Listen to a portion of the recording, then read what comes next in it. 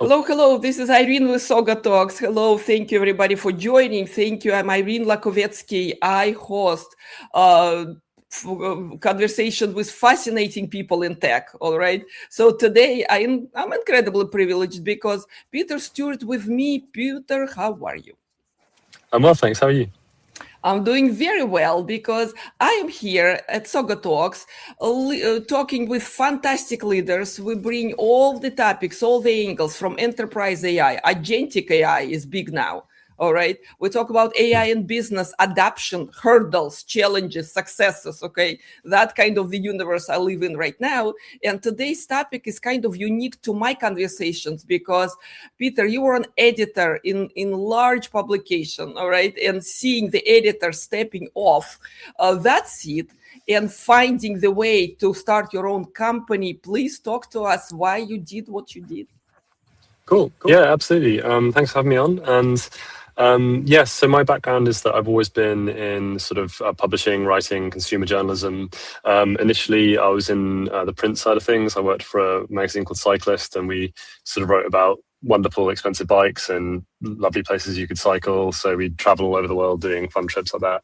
And then I went to work for an independent magazine and help them sort of expand their digital kind of offering. And then most recently, I was the editor of Cyclingnews, which is the world's biggest editorial cycling website, where I had a team of 15 journalists in total. So a very large news operation with lots of different content output. Yeah, over the last kind of couple of years, I was noticing quite acutely the changes that were happening because of AI technology across publishing and across written content and more broader content. And working for a big publisher, kind of, seeing like smaller operators be more agile and kind of aggressive with AI kind of as a technology, I began to think about what the future looked like. And it reminded me a lot of when magazines and print journalism was kind of overtaken by digital journalism. And the same trend seemed to echo here, where you had sort of the incumbent large print operations not necessarily adapting quickly enough to the fact that the websites existed and the internet existed, and this was the behavior consumer change.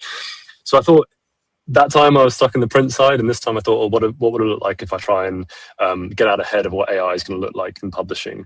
So I basically started having a bit of a pipe dream to develop a kind of AI native publisher. Like, effectively, the sole vision was, if AI is baked in at the ground level, how would you plug it in a way that means that as the AI gets better, your publication gets better in many different ways?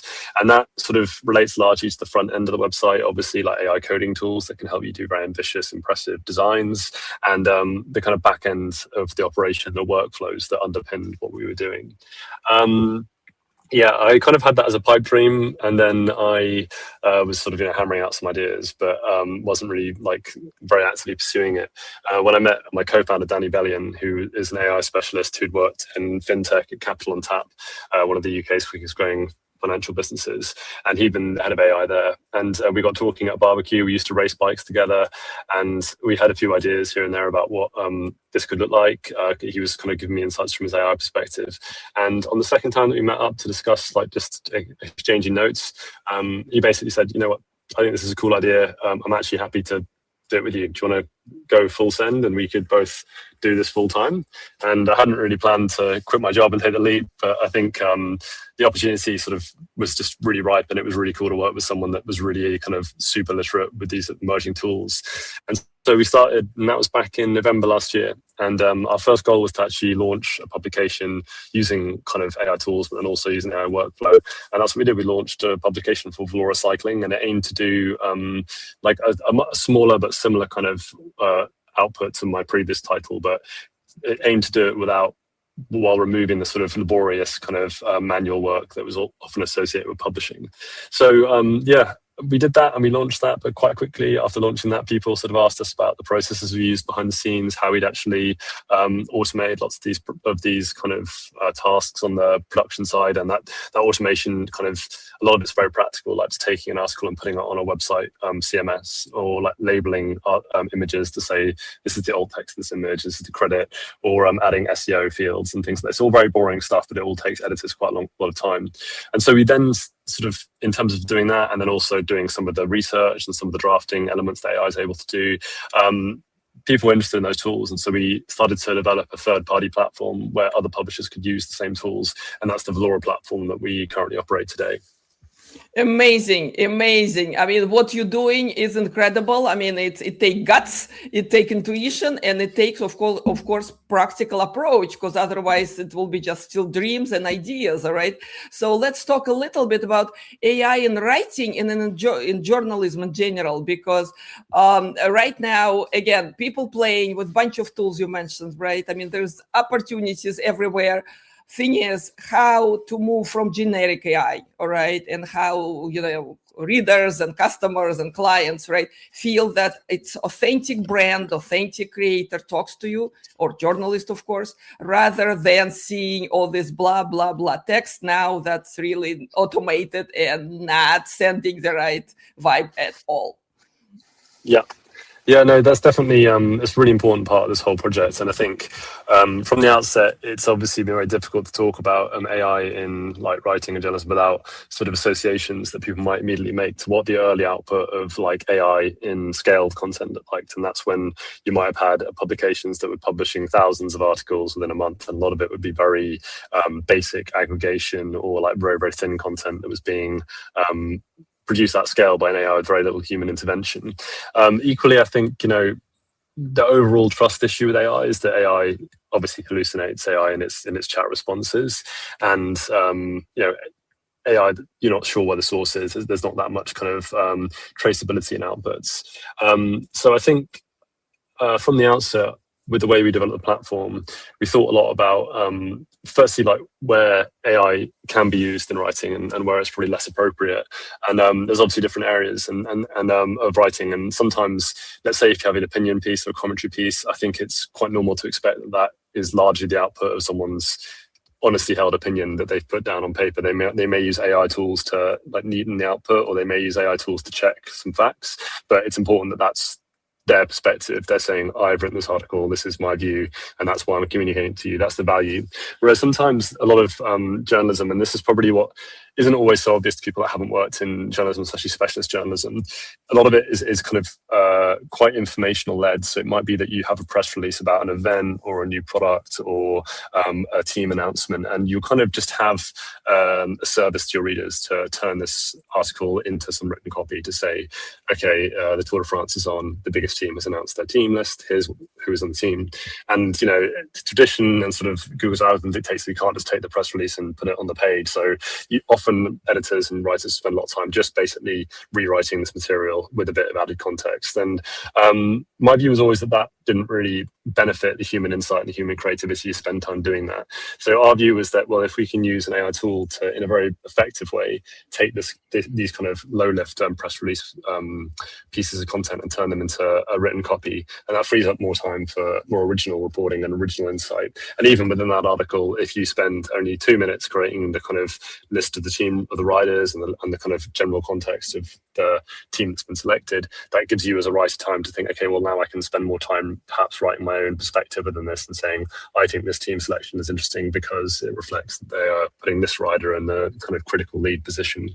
So basically, kind of what we would demarcate ourselves as like AI drafted content would be content that like there isn't so much perspective in. We're just trying to do something quite mechanical. And then with other content, we sometimes use AI tools to help us create, say, long form features. But where the AI comes in is that we use AI to transcribe articles and then to go through a transcription and identify to us areas that it thinks is interesting to go about creating a draft. And then there becomes a sort of a like conversation between the writer and the AI tool to say, okay, what should I include? Do you think this is interesting? How about this? And there's a sort of a challenge level that you don't really get as an individual writer, but AI tools are very good at looking at lots of material and saying, this is what's interesting, or this is unexpected, or did you notice that 25 minutes in, they didn't really answer this question? And that's been a really interesting process in terms of how AI can help writing in a way that, you know, in the past, certainly I've spent maybe 2 days transcribing articles and, you know, just rewriting them from recorded audio. But even then, sometimes missing really interesting parts of an interview because you as the interviewer haven't always listened to like the bits that a fresh set of ears will listen to. So that's where AI becomes really interesting. But I think with using AI for any kind of written content, it's really important to separate quite distinctly from the way that a chatbot or a single prompt would create a piece of content. And the important bits there are that you need to know kind of traceability, like where is the source of the information that you're writing from? What is the kind of research that's gone into it? What is that piece of work relying on? And then also beyond that sort of tone of voice. But you had a question there. Yes, because you brought so many interesting angles, Peters. We know AI hallucinate, right? It's not a question anymore. It's just a matter of, right, which again platform you use and how you can handle, right, the edgy cases. The thing is, I think your team came up with fact laundering idea. All right. Could you talk to us a little bit about how if AI pulls correct information, right, and then they cite their own source?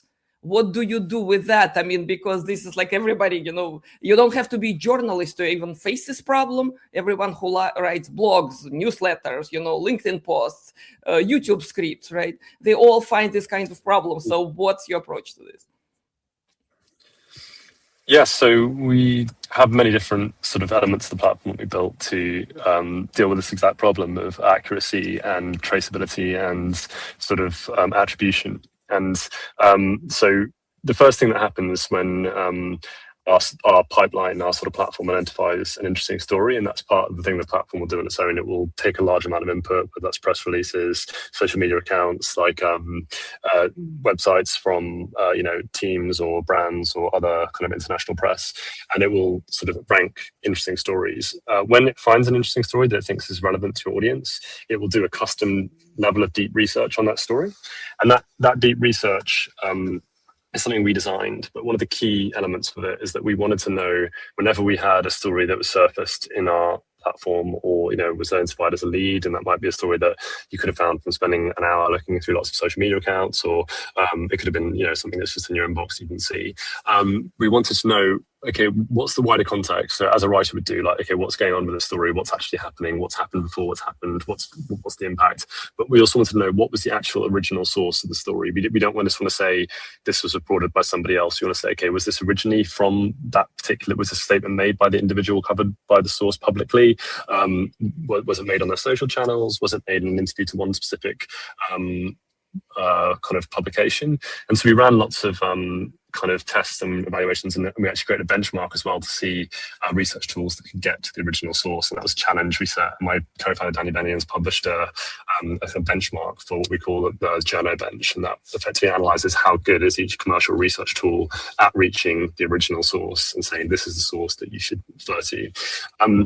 My view with that stuff is equally that a journalist should also go look at the original source and confirm, even though the AI tool is very good at surfacing it and it doesn't usually misrepresent what was mentioned. You should go and see, okay, I'm happy that this is the source and that's a credible title, and that's where this information comes from.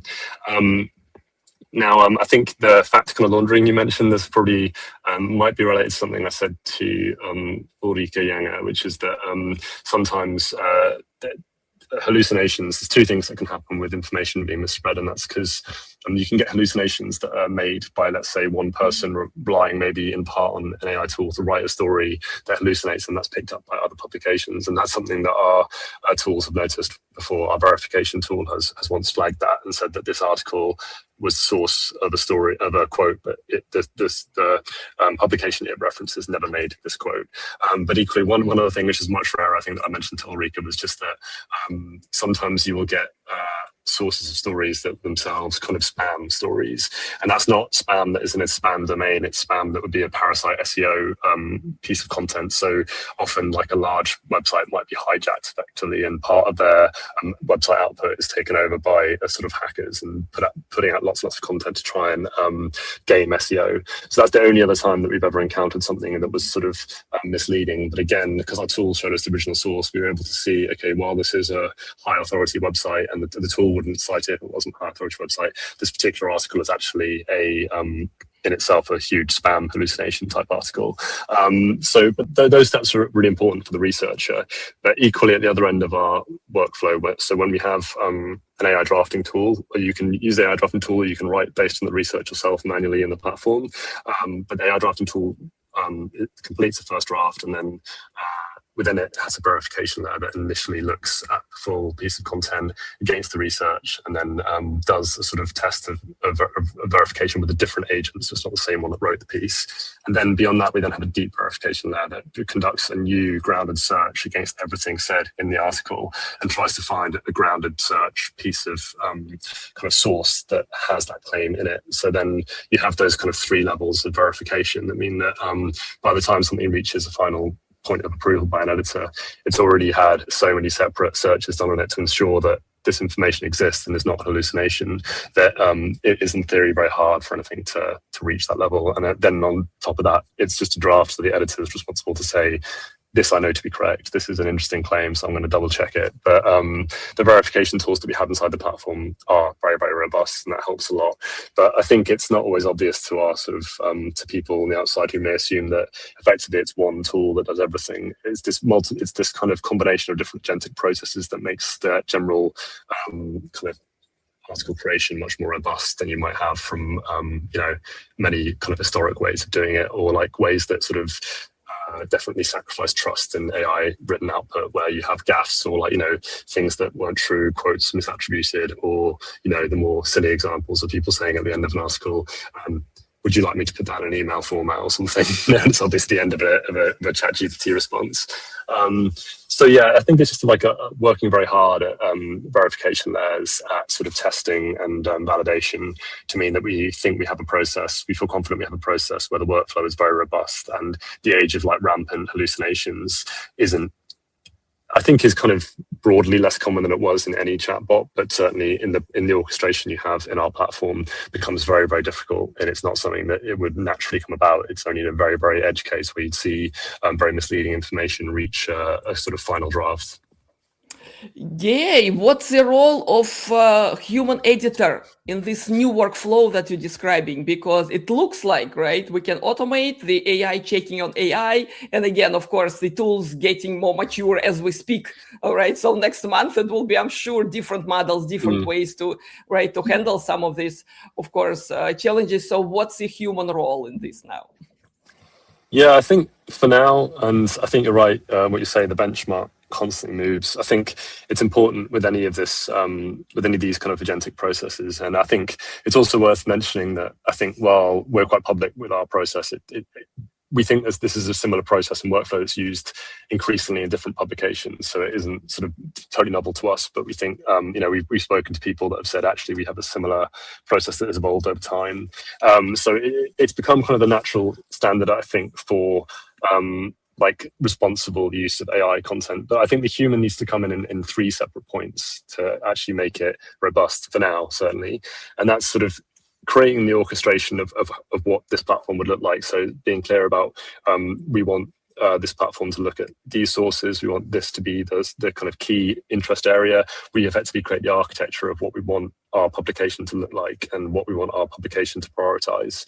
Then I think the author, the writer, and the editor needs to then come in at a point where you have, say, lots of leads and stories to say, I think this story should exist, this story should be created, this story is interesting. So that's kind of an effectual kind of taste in your taste and sort of editorial oversight on a title. But I think for now, certainly, I think it's very critical that a person always has the last touch point with an article and is the one to say, I am happy for this to be published out in the wild. And I think there's an interesting question there that often comes up about sort of authorship, and I think it's a really valid one, about, should articles like that have a byline of, say, Claude or something, rather than an individual's byline. And I think the important bit there is not about sort of false kind of authorship in terms of saying, oh, I'm claiming credit for this. I think the reason that there needs to be authorship associated with that, and whatever form becomes the next standard, is because I think a person needs to take responsibility for it. If it's incorrect, you can't just say, this is the fault of machine created copy. I think the person needs to be the one that says, no, I checked this, I'm responsible for it being incorrect. That's on me, and I need to be the one to apologize, and I need to reevaluate the processes that I used, or how careful I was in publishing this material.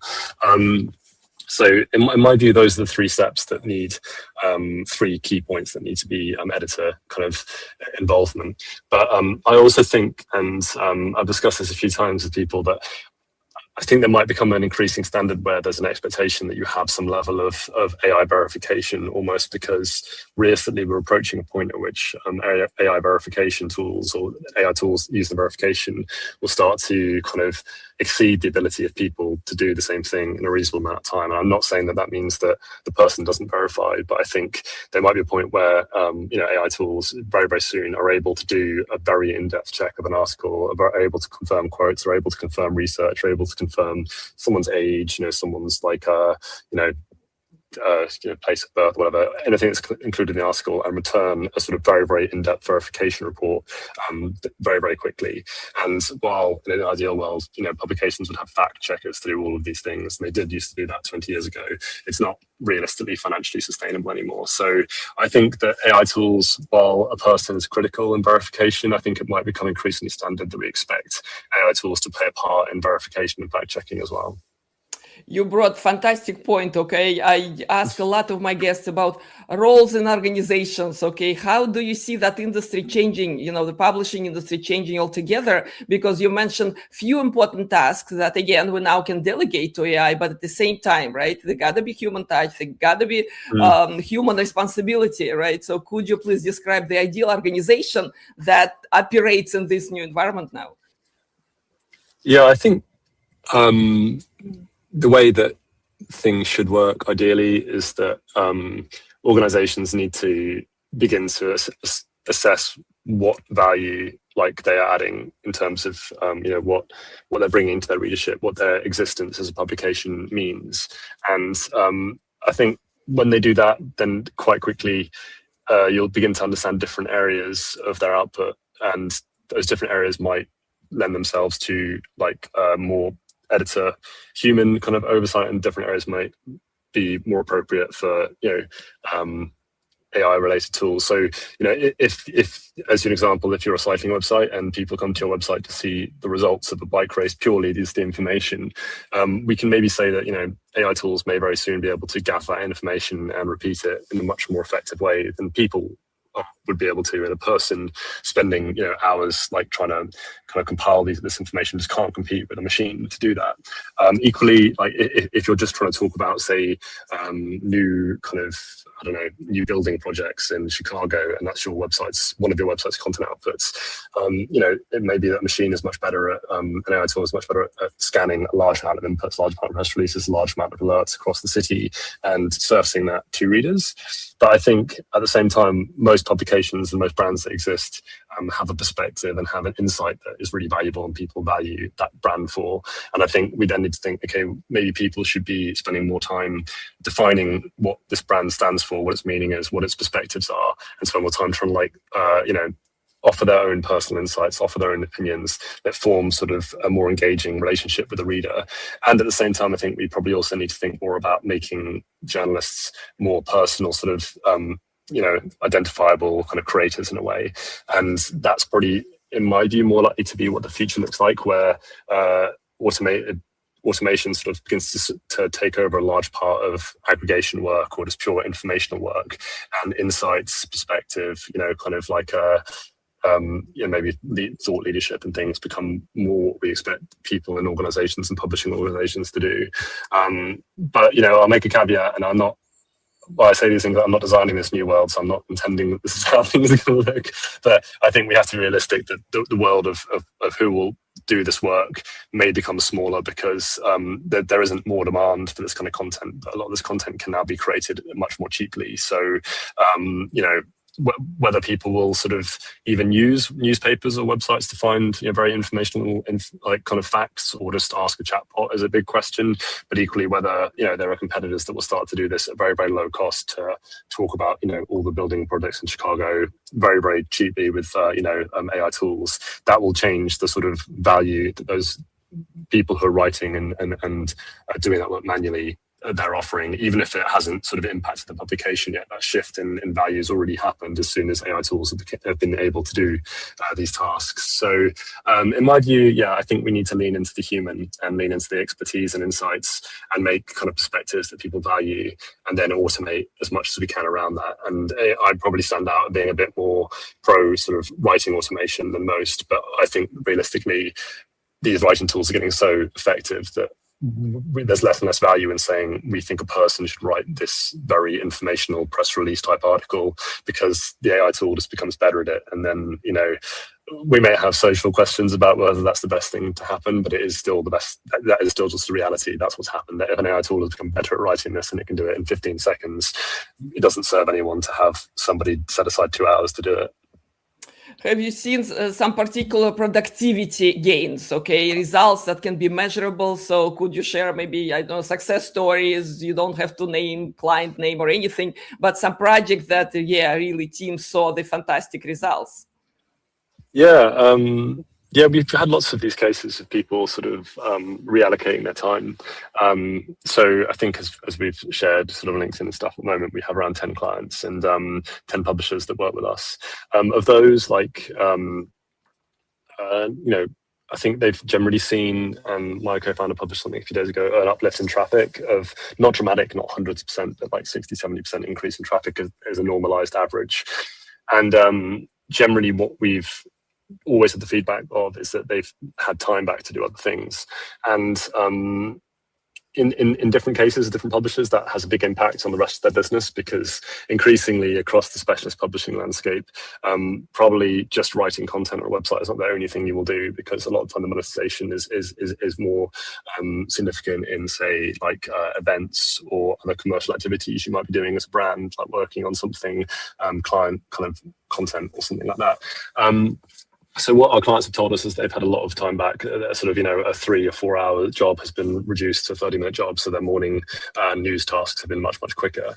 And from one client, we had a really great use case and case study there, which was that they were previously spending a lot of time and freelance budget just to kind of cover their sector in a ton of like in terms of just covering it on a news perspective. And this news was often very functional. It was like quarterly results. They were a financial title.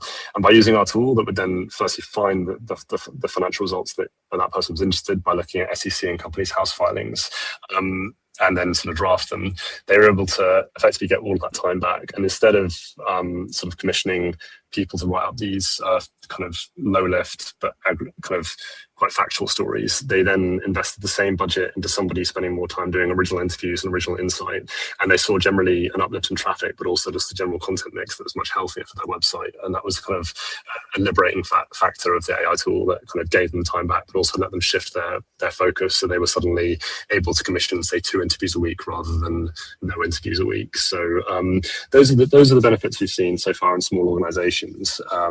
And yeah, I think that's our dream for this, really, that we want journalists to spend time doing things that are generally interesting, creative, involve insight, like, and generally better their kind of business, but also interest them to do, and just remove all the manual work that now, you know, we know that AI agents are able to do, sometimes as good, sometimes even better in some cases. What about some disasters? Okay, people remember, you know, some of the mistakes others making. We don't learn from our own mistakes, forget about somebody else's, but it's still, I think, worth mentioning. I mean, some projects that may not be going as well. And again, some lesson learned that you can share. Our projects that aren't going well.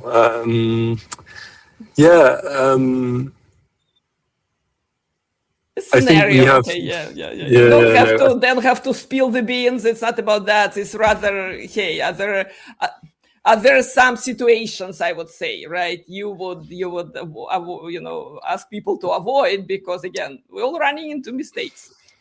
Yeah, I think the most common thing, and this is maybe an easier one for me to say, and I'll give an example of one of our personal mistakes, like, well, not quite a mistake, but an example of where we think we wouldn't go again.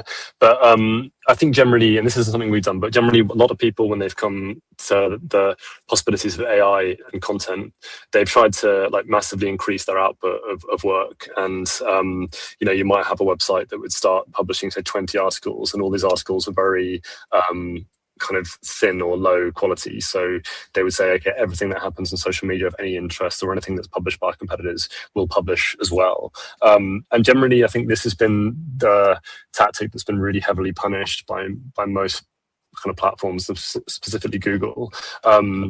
And because that information is increasingly thin and offers no unique value compared to what exists elsewhere, a lot of those brands have seen themselves just kind of removed altogether from Google's index. So it's not even that they're not ranking or they're not surfacing, it's that you can't even find the articles anymore. And Google, obviously, as most listeners would know, is where most traffic on the internet, vast majority, like 90% plus, it kind of originates. So I think that's like a misstep, and that's a kind of strategic thing that actually did work for a little while. Like there was a time when AI tools were quite early, but people managed to have this large scaling, kind of content scaling, and it worked for them, and they were able to get quite large audiences and monetize it well. But that doesn't really work anymore. And I think increasingly, given that equally, Google has its own AI tools that it uses to aggregate stuff. It's very hard to compete with that. So I think the increasing value is in trying to kind of automate what you feel like your direct audience, people that come to your website, might expect to see, or stuff that you think serves your niche very well, but then focusing much more on unique and differentiated content. And that's what we tried to build into our platform, like ways to measure that and say, if you've written an article, you can then run it against other articles in the search engine result page. And if it's shown to be derivative, we have a sort of a uniqueness test that will tell you that you should either hold it or rewrite it, or just try and reimagine that story to be more effective. So yeah, I think that's one misstep we see from a lot of other people. And then obviously with that scale, the other thing that happens quite commonly is that there's very little human oversight. And AI tools are getting a lot better, but they still, if you're trusting like an AI tool to supervise like hundreds of articles a day, lots and lots of significant mistakes will creep through, and it lacks the context to sometimes see how kind of inappropriate or like kind of out of like how something slips out of frame of reference and isn't a good fit for an article, or things just can be totally incorrect. And if let's say one AI tool has written it and there isn't another sort of grounded tool checking it, it can just be that completely fabricated incidents or fabricated quotes creep out, or things that are just kind of slightly nonsensical, because we have to remember that AI tools don't have lived experiences, and they can't always identify, especially in specialist fields, when things just don't make any sense anymore. So I think that's where we see the very worst sides of AI implementation in publishing and consumer publishing.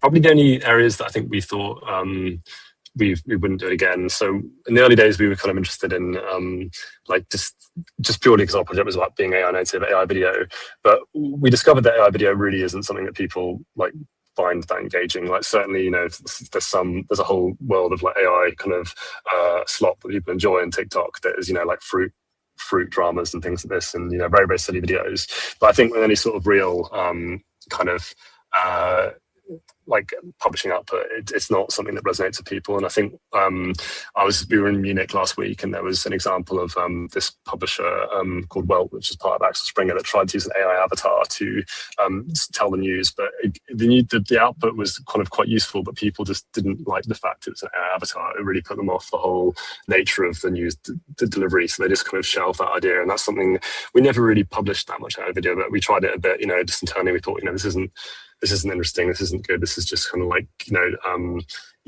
content for content's sake, and it doesn't have any value to it. And if anything, we went the other way, that we do quite a lot of video content, but we rely much more on authentic captured moments from races, with like very, very real, very, very candid moments that we kind of pay some of our contributors to collect when they're at races. And that's very, very effective. So it's the exact opposite. There's no kind of curation. It's just very pure, real video. So I think that's one area that I would say that, leaning into like authentic and video terms, like thinking AI can help with video editing or can help with video strategy, but I think pure video creation and same image creation maybe isn't something that is going to be very useful in this context, where people are expecting kind of authenticity and truth in terms of like consumer journalism. And then the only other place we maybe had an interesting experiment was partly for our own validation, but was where we created a website just in tandem to my own efforts, where an AI agent was doing the same job as me, and we ran that for a few weeks, and the AI agent was meant to be doing what I was doing. And the interesting part of that was, and I think it comes back to that kind of like an AI tool overseeing something at scale, just wasn't really able to have any taste or exercise any real judgment in the same way. And the output was kind of, and the content it created was more or less useless. And that was a really interesting perspective for us. And we never really wanted to have like an totally autonomous website, but we were just interested to see that at that scale, an AI agent or an AI tool wasn't able to do it in an effective way. So that's where you definitely still need the human in the loop, which was verification for our whole concept. But yeah, we sort of we discovered a lot from just doing that test in terms of like where the limitations are, which was fun. Peter, this is precious. This is absolutely precious. I learned a lot today. I'm sure audience will find the value in our conversation. Here is my point. I encourage everyone to follow Peter, to follow Velora. Where people can find you, Peter? What's the best way to reach out? Yeah, follow me on LinkedIn, Peter Stewart, STUART on LinkedIn. You can check out our cycling editorial website, veloracycling.com, and our business sort of platform site is velora.build. Yeah, I'm always happy to. The platform is like is an open platform available to anyone. And we offer free trials for people that would like to think about it with their own publishing stacks. I'm also just happy to discuss ideas with people. If someone has sort of developed their own kind of agentic workflow in publishing or editorial, I'm always interested to compare notes, because I think it's really valuable that we start to kind of converge on like best practices and understand projects that worked and projects that haven't worked, and see kind of collectively, where this technology is going and where the sort of where the boundaries are sort of maturing towards with what an AI tool can help us do and what an AI tool can't help us do. Fantastic, Peter. I so value your time. Thank you. Thank you very much for joining me. In conclusion, could you please close out with maybe a few takeaways, okay? A few advices for people who starting with AI, who adapting AI in publishing or some other industries? Yeah, I'll just have a think about that for a second.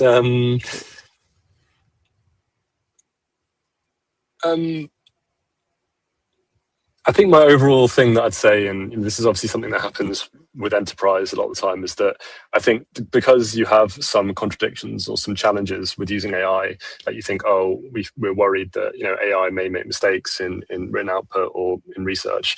I think a lot of people will use that as a reason to not experiment with AI, but I think it's very important to experiment with this technology because it's obvious that this is going to be the kind of dominant technology in the foreseeable future, and understand what it's capable of and how it may benefit you and how it may not benefit you.